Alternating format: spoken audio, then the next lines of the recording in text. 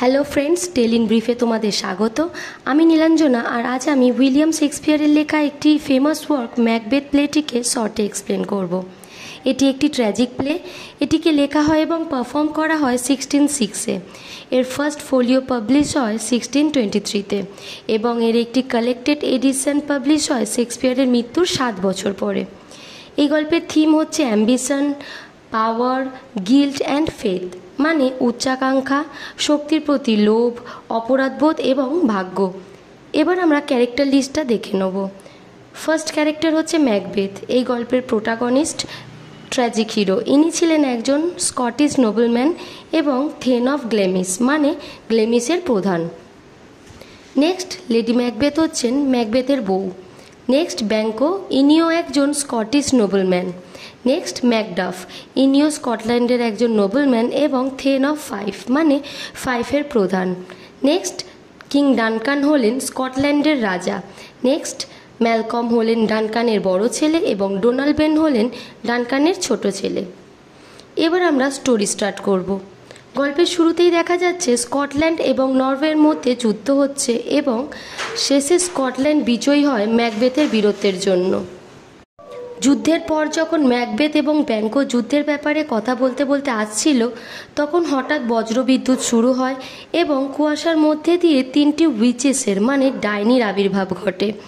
তারা ম্যাকবেথকে দেখে ভবিষ্যৎবাণী করে যে সে থেন অফ কাউডোর হবে এবং একদিন সে স্কটল্যান্ডের রাজা হবে। তারপর তারা ব্যাঙ্কোকে দেখে ভবিষ্যৎবাণী করে যে ব্যাঙ্কো তো নয়, কিন্তু ব্যাঙ্কোর ছেলে রাজা হবে বলে তারা উধাও হয়ে যায়। এমন অস্পষ্ট ভবিষ্যৎবাণী শুনে ম্যাকবেথ আর ব্যাঙ্কো কনফিউজ হয়ে যায় এবং তারা মিথ্যে ভাবে। তারপর ম্যাকবেথ খবর পায় যে কিং ডানকান তাকে থেন অফ কাউডর বানিয়েছেন, কারণ যে আগে থেন অফ কাউডর ছিল সে যুদ্ধের সময় নরওয়েকে সাপোর্ট করেছিল। ম্যাকবেথ ভাবে প্রথম ভবিষ্যৎবাণী তো সত্যি হলো, তবে কি সে কিং অফ স্কটল্যান্ডও হবে? তার মনে রাজাকে হত্যা করে রাজা হওয়ার ভাবনা আসে, কিন্তু সে নিজেকে কন্ট্রোল করে নেয়। রাজপ্রাসাদে কিং ডানকান ঘোষণা করেন যে তারপরে তার বড় ছেলে ম্যালকম রাজা হবে। একথা শুনে ম্যাকবেথ চিন্তিত হয়ে পড়ে যে তবে তার রাজা হওয়ার কি হবে। ম্যাকবেথ কিং ডানকানকে রাত্রে ডিনারের জন্য ইনভাইট করে এবং ডানকান ম্যাকবেথের ক্যাসেলেই রাত কাটাবেন ঠিক করেন। ডানকান তার 2 বডিগার্ডকে পাহারায় রেখে শুতে যান। অন্যদিকে লেডি ম্যাকবেথ 3 উইচেসের ভবিষ্যৎবাণী শুনে রানী হওয়ার স্বপ্ন দেখে। সে ম্যাকবেথকে জোর করে কিং ডানকানকে হত্যা করার জন্য। প্রথমে ম্যাকবেথ রাজি না হলেও লেডি ম্যাকবেথ যখন ম্যাকবেথকে ভীরু, অক্ষম ইত্যাদি বলে উস্কায়, তখন ম্যাকবেথ কিং ডানকানকে হত্যা করতে রাজি হয়ে যায়। তারপর ম্যাকবেথ কিং ডানকানের রুমে যায়। গার্ডরাও তখন ঘুমোচ্ছিল। ম্যাকবেথ কিং ডানকানকে একটি ড্যাগার দিয়ে হত্যা করে এবং রক্তাক্ত ড্যাগারটি ঘুমন্ত গার্ডদের কাছে রেখে দেয়, যাতে প্রমাণিত হয় যে তারা খুনি। হত্যার পর ম্যাকবেথ রেস্টলেস হয়ে পড়লেও লেডি ম্যাকবেথ কিন্তু রিল্যাক্স ছিলেন। পরের দিন সকালে ম্যাকডাফ এবং কিছু মানুষ কিং ডানকানের কাছে এসে দেখেন যে তিনি মৃত। ম্যাকডাফ শীঘ্র অ্যালার্ম বাজায় এবং আশেপাশ থেকে আরও লোক এসে উপস্থিত হয় সেখানে। সাথে ম্যাকবেথ এবং লেডি ম্যাকবেথও আসে এবং তারা অবাক হয়ে যাওয়ার ভান করে। ম্যাকবেথ হঠাৎ বডিগার্ডদের মেরে দেয় যাতে তারা কিছু বলতে না পারে এবং বডিগার্ডদেরই দোষী বলে প্রচার করতে থাকে। অন্যদিকে ম্যালকম আর ডোনাল্ডবেন ভাবে হয়তো এবার তাদেরও হত্যা করা হবে। সেই ভয় তারা সেখান থেকে পালায় এবং সবাই তাদেরই সন্দেহ করে রাজার হত্যাকারী বলে। ম্যাকবেথ রাজা হয়ে যায়। ব্যাঙ্কোর কিন্তু ম্যাকবেথের উপর সন্দেহ হয় আর ভাবে তবে ব্যাঙ্কোর ছেলে কবে রাজা হবে। ম্যাকবেথ একটা পার্টির আয়োজন করে এবং সবাইকে ইনভাইট করে। ব্যাঙ্কো এবং ব্যাঙ্কোর ছেলেকে মারার জন্য ম্যাকবেথ 2টি গুন্ডা ভাড়া করে। তারা পার্টিতে পৌঁছানোর আগেই ব্যাঙ্কোকে মেরে দেয় সেই গুন্ডারা, কিন্তু ব্যাঙ্কোর ছেলে সেখান থেকে পালায়। এ খবর শুনে ম্যাকবেথ কিন্তু রেগে যায়, কারণ ব্যাঙ্কোর ছেলেকে হত্যা করাটা বেশি প্রয়োজন ছিল, কারণ সেই ভবিষ্যতে এই রাজ্যের রাজা হবে। পার্টিতে ম্যাকবেথ একা ব্যাঙ্কোর ভূত দেখতে পায় এবং পাগলের মতো আচরণ করে। লেডি ম্যাকবেথ কোনো ক্রমে সামলায়, কিন্তু ম্যাকডাফের সন্দেহ হয় যে ম্যাকবেথই কিং ডানকানকে মেরেছে। ম্যাকডাফ ইংল্যান্ড চলে যায়।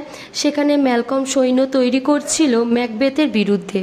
ম্যালকম, ম্যাকডাফ এবং কিং অফ ইংল্যান্ড এনারা সৈন্য তৈরি করছিল ম্যাকবেথের বিরুদ্ধে। এবার ম্যাকবেথ আবার থ্রি উইচেসের কাছে যায় এবং জিজ্ঞেস করে তার মৃত্যু কিভাবে ঘটবে। তখন থ্রি উইচেস তিনটি ভবিষ্যৎবাণী করে। ফার্স্ট, ম্যাকবেথকে ম্যাকডাফের থেকে সাবধানে থাকতে হবে। সেকেন্ড, মাতৃগর্ভ থেকে জন্মেছে এমন কেউ তাকে মারতে পারবে না। থার্ড, ম্যাকবেথ ততদিন রাজত্ব করবে যতদিন পর্যন্ত না বীরনামুট নিজে থেকে ম্যাকবেথের দিকে এগিয়ে আসছে। ভবিষ্যৎবাণী শুনে ম্যাকবেথ নিশ্চিন্ত হয়ে যায়, কারণ প্রতিটি মানুষই মাতৃগর্ভ থেকে জন্মায় এবং জঙ্গল কখনো নিজে থেকে হাঁটে না বা এগিয়ে আসে না। তখন সে উইচেসকে ব্যাংকর ছেলের রাজা হওয়ার কথা জিজ্ঞেস করায় তারা কোনো উত্তর দেয় না, তারা আবার উধাও হয়ে যায়। ভবিষ্যৎবাণী অনুযায়ী ম্যাকডাফের থেকে সাবধান থাকতে হবে, তাই ম্যাকবেথ লোক পাঠায় ম্যাকডাফেরকে মারার জন্য। কিন্তু ম্যাকডাফ ইংল্যান্ডে থাকায় তার পরিবারের সবাইকে তারা হত্যা করে। এ কথা শুনে ম্যাকডাফ ভীষণ রেগে যায় এবং ম্যাকবেথকে মারা তার জীবনের প্রধান লক্ষ্য হয়ে দাঁড়ায়। এদিকে ইংল্যান্ড এবার ম্যাকবেথের বিরুদ্ধে সৈন্য নিয়ে এগোচ্ছে। ম্যাকবেথ খবর পায় যে লেডি ম্যাকবেথ পাগল হয়ে গেছে। সে ঘুমের মধ্যে হাঁটছে। সে ভাবছে তার হাতে ডান কানের রক্ত যা ধুলেও যাচ্ছে না। হয়তো তার অপরাধবোধ তাকে এমন অস্থির করে তুলেছে। ম্যাকবেথ এখন অনেক অহংকারী, স্বার্থপর এবং অত্যাচারী হয়ে গেছে, তাই অনেক স্কটিশ আর্মি তাকে ছেড়ে ইংল্যান্ডকে সাপোর্ট করছে।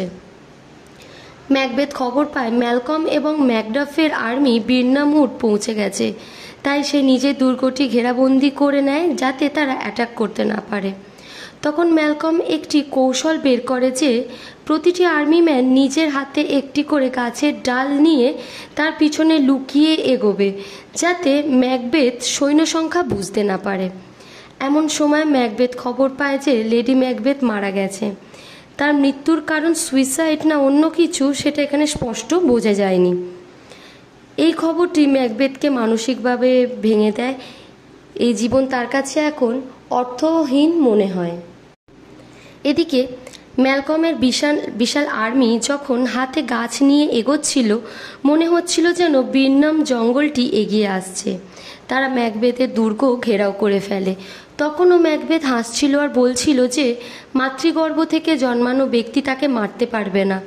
তখন ম্যাকডাফ জানায় যে সে মাতৃগর্ভ থেকে নর্মালি জন্মায়নি, মানে সে তার মায়ের পেট ফেটে বা কেটে বেরিয়েছে, অর্থাৎ as a caesarean baby. Macduff ম্যাকবেথকে হত্যা করে এবং এভাবে সমস্ত ভবিষ্যৎবাণী সত্যি হয়। ম্যাকবেথের উচ্চাকাঙ্ক্ষা তার জীবনে এই ট্র্যাজিক এন্ড এনে দেয় এবং শেষে ম্যালকম স্কটল্যান্ডের রাজা হয়। আমাদের গল্প এখানেই শেষ। যদি তোমাদের এই গল্পটি ভালো লেগে থাকে তাহলে লাইক দিও, শেয়ার করো বেশি করে। আর তোমাদের যদি অন্য কোনো গল্পের শর্টে বেঙ্গলি এক্সপ্লেনেশন চাই তো কমেন্ট করো। এমন আরও ভালো ভালো গল্প জানার জন্য চ্যানেলটি সাবস্ক্রাইব করো। Thanks for watching.